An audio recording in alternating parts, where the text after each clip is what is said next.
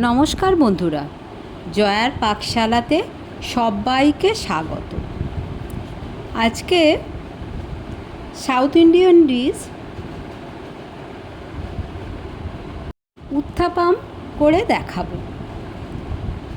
জলখাবারে বা ডিনারে এটা খুবই সুন্দর লাগে, খুবই হেলদি এবং টেস্টি।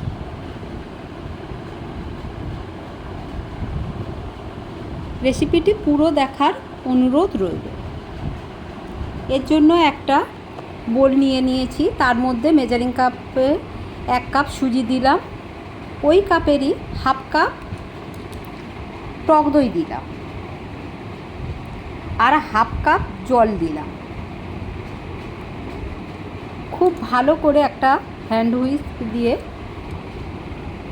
এটা এইভাবে খুব ভালো করে মিক্সড করে নিচ্ছি।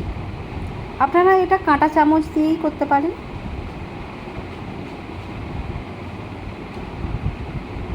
খুব ভালো করে মিশিয়ে নিতে হবে, কোনো লাম্পস যেন না থাকে, আর খুব ভালো করে মিক্সড হয়।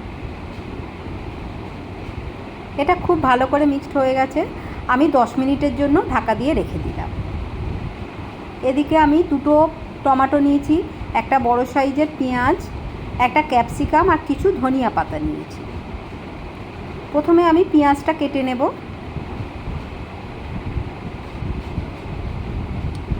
খুব বেশি ছোট করতে লাগবে না। আমি এটা একটা চাটনির জন্য কেটে নিচ্ছি, এটা চাটনির জন্য কেটে নিলাম। এবারে এটা আমি ওর উপরে যেটা দিতে হয় ফিলিং, তার জন্যই এটা আরেকটু ছোট করে কেটে নিলাম। আমি এখানে মোট 2টো পেঁয়াজ ব্যবহার করেছি, আপনাদের সুবিধার জন্য পরপর 2টো দেখিয়ে দিলাম। একটা ক্যাপসিকাম নিয়েছি, ক্যাপসিকামের কিছুটা অংশ নিয়ে নিলাম। আপনারা যতগুলো করবেন সেই অনুপাতে সবজিটা কেটে নেবেন। আমি এখানে 4-5টা করব। এইভাবে ছোট ছোট করে ক্যাপসিকামটা কেটে নিয়েছি। ফ্রেশ ধনিয়া পাতা নিয়ে নিয়েছি, সেটাও ছোট ছোট করে কেটে নিচ্ছি। টমেটোটা মুখের অংশটা কিছুটা বাদ দিয়ে এটাও ছোট ছোট করেই কেটে নিতে হবে। চাটনির জন্য যেটা কাটা হবে সেটা একটু বড় রাখতে পারেন, কিন্তু মানে উত্থাপামের ওপরে যেটা দেওয়া হয় সেটা একটু ছোট করে কেটে নিতে হবে। একটা ফ্রাইং প্যান বসিয়ে নিয়েছি, এর মধ্যে রিফাইন অয়েল দিলাম 2 চামচ রিফাইন অয়েল দিলাম, ধনিয়া দিলাম হাফ চামচ, জিরা দিলাম হাফ চামচ। দুটো একটু ভালো করে ভেজে নেব।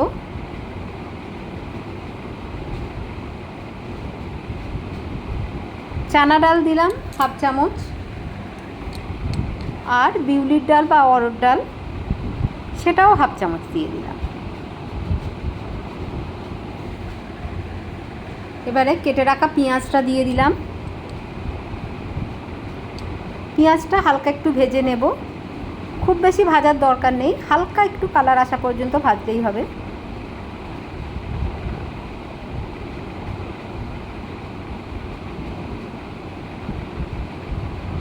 পেঁয়াজটাও একটু ভাজা ভাজা হয়ে গেছে। আমি এখানে 8 কোয়া রসুন দিলাম, 2টো শুকনো লঙ্কা দিলাম,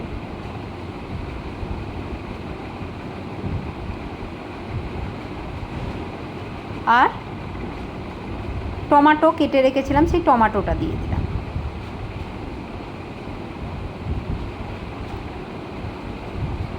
এই চাটনিটা করে আপনারা এখন 1 সপ্তাহের মতন স্টোর করতে পারেন ফ্রিজে রেখে। আপনারা যদি স্টোর করতে চান তাহলে একটু বেশি করেই তখন করে নেবেন। নুন দিয়ে দিলাম ছোট চামচের 1 চামচ,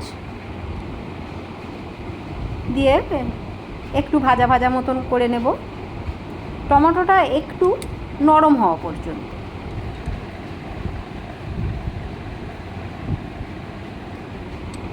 আমি আরও একটা লঙ্কা অ্যাড করে দিলাম, ঝালটা একটু কম হবে।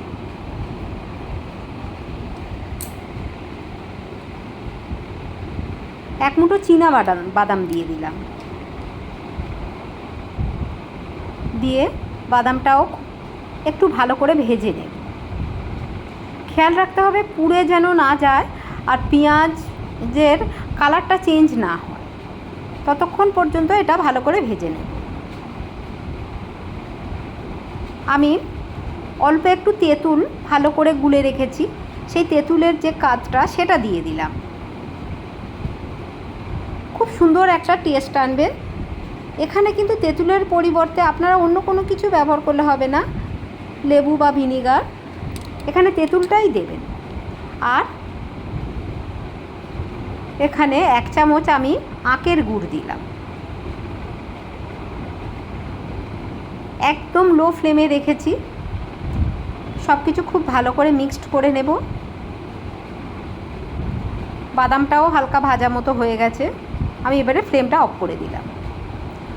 এটা ঠান্ডা করে নেব, নিয়ে মিক্সির জারের মধ্যে নিয়ে নেব। সমস্তটা মিক্সির জারের মধ্যে আমি নিয়ে নিলাম। এটা খেয়াল রাখতে হবে ঠান্ডা করার পরেই না নিলে খুব ভালো পেস্ট হবে না। এর মধ্যে অল্প একটু জল দিয়ে আমি এটা স্মুথ পেস্ট করে নেব। অল্প একটু পেঁয়াজ নিলাম, এটা কুচো কুচো করা পেঁয়াজ, ক্যাপসিকাম নিলাম, ধনিয়া পাতা নিলাম আর টমেটো নিলাম। নুন দিলাম 1/2 চামচেরও কম, জিরের গুঁড়ো দিলাম আর চাট মশলা দিলাম। খুব সুন্দর একটা চটপটি একটা ফ্লেভার আসবে। চাট মশলা আর জিরের গুঁড়োটা এটা অপশনাল, তবে সুন্দর যদি টেস্ট পেতে চান এটা দিলেই খুব ভালো হবে। সুজিটা জলটা খুব টেনে নিয়েছে, শুকনো হয়ে গেছে, ওই জন্য আরও একটু আমি জল ব্যবহার করছি। এটা খুব বেশি পাতলাও হবে না ব্যাটারটা, আবার খুব বিশাল ঘনও হবে না, এই রকম। 1/2 চামচের একটু কম নুন দিয়ে দিলাম, আর খাবার সোডা, বেকিং সোডা যেটা, সেটা 1/2 চামচেরও কম দিয়ে তার উপরে সামান্য একটু জল দিয়ে এটা খুব ভালো করে মিক্সড করে নিলাম। এই ব্যাটারটা আপনারা ফ্রিজে 1-2 দিন রেখেও দিতে পারেন, তবে এই খাবার সোডাটা তাহলে দেবেন না।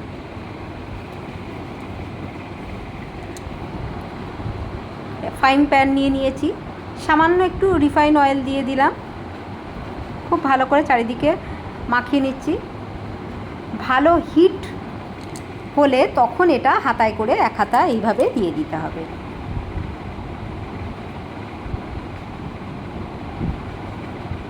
দিয়ে হালকা করে একটু স্প্রেড করে দিতে হবে।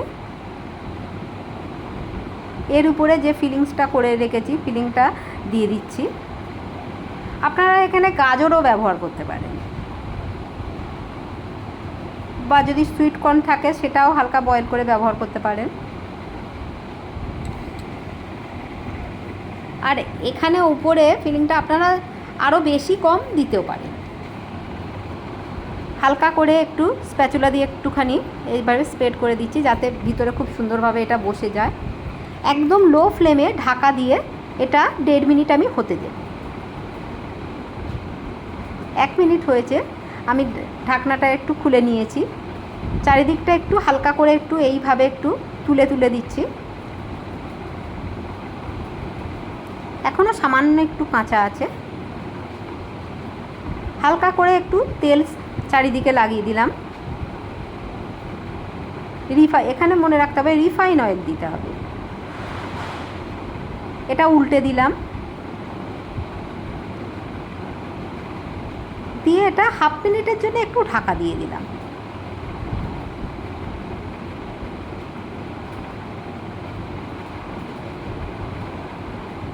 এইভাবে আমি এটা 1 মিনিট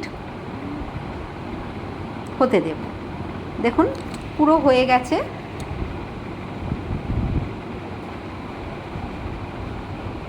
এবারে এটা আমি তুলে নেব। খুবই টেস্টি, বাচ্চা বড় সবাই খুবই ভালোবেসে খাবে। আপনার বাড়িতে যদি অসুস্থ কেউ থাকে সেও খেতে পারবে। আমি এখানে লঙ্কা ব্যবহার করিনি, লঙ্কার যে কাঁচা লঙ্কার কুচি, আপনারা যদি চান কাঁচা লঙ্কা কুচিও দেবেন, খেতে ভালো লাগে।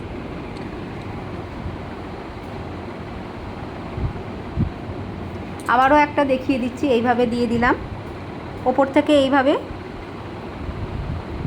কাঁচা লঙ্কা, পেঁয়াজ, ক্যাপসিকাম দিয়ে দিলাম আর ধনিয়া পাতা। আবারও ঢাকা দিলাম 1-1.5 মিনিটের জন্য।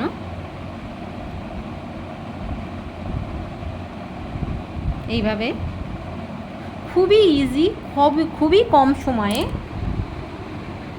দারুণ একটা ব্রেকফাস্ট। বা যারা খুবই হেলদি খেতে পছন্দ করেন, রাত্রে রুটি খেতে ভালো লাগছে না, তখন এইভাবে ডিনার হিসাবেও খুবই ভালো যায়। এটা অফিসে দিতে পারেন বা টিফিনে।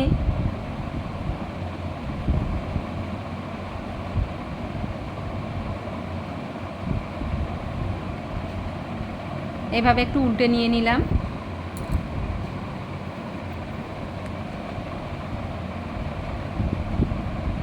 এটা হয়ে গেছে, আবারও তুলে নিলাম। দেখুন কত সুন্দর দেখতে লাগছে, দেখতেও খুব সুন্দর। বাচ্চারা দেখলে তারা একটু কালারফুল পছন্দ করে। আমি একটা তড়কা দিয়ে নেব, যে বাদামের যে এটা ভেজে রেখেছি তাতে দেওয়ার জন্য একটা শুকনো লঙ্কা দিলাম আর কারি পাতা দিলাম। আপনার কাছে যদি ফ্রেশ কারি পাতা থাকে তাহলে দেবেন, আমার কাছে একটু শুকনো কারি পাতা ছিল। এর মধ্যে আপনারা রাই ব্যবহার করতে পারেন বা চানা ডাল, বিউলির ডাল। আমি যেহেতু আগে ওগুলো দিয়েছি সেই জন্য এখন আর ব্যবহার করলাম না। আপনারা যদি ফ্লেভারটা বেশি পছন্দ করেন দিতে পারেন। খুব ভালো করে এইভাবে ফুটে গেলে পেস্ট করে রাখা যে চাটনিটার উপরে দিয়ে দিলাম। হয়ে গেছে, আমি প্লেটিং করে নিয়েছি।